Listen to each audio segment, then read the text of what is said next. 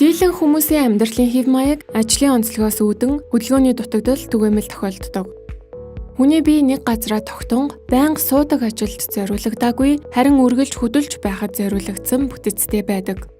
Цусны эргэлт хүртэл хүний бие идэвхтэй хөдөлж байх үед тогтвортой явагдаж мэдрэлийн системд мөн сайнаар нөлөөлдөг. Товчоор хэлбэл хүний бие тэр чигтээ ямар нэг хөдөлгөөн хийхэд бэлэн байдалд байдаг гэсэн үг юм.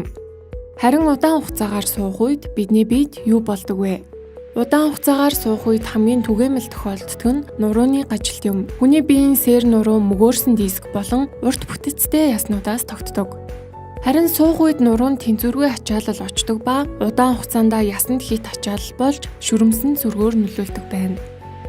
Удаан суух үед бидний хөл болон шил хөшүүн болж хөөж байгаа мэт санагддаг. Суух үед хөл хэсгийн арт дээр вений судасны цусны эргэлт удаашрч, үе мөчний цусны эргэлт удаашрснаар хөөхөд хүрэгдэг байна.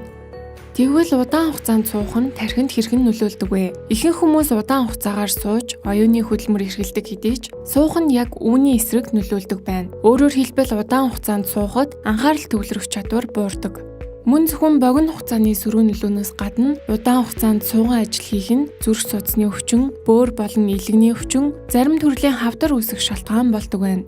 Удаан суух нь хэдийгээр хэвийн харагдаж байгаа боловч эрүүл мэндэд асар сөргөөр нөлөөлж болох зуршил юм. Гэхдээ үүнээс сэргийлэх арга бий. 30 минут тутамд босч хөдөлгөөн хийж, сунгалтын дасгал хийх, мөн гарч алхах зэргээр тогтмол хөдөлгөөн хийснээр эрсдлээ сэргийлэх боломжтой юм.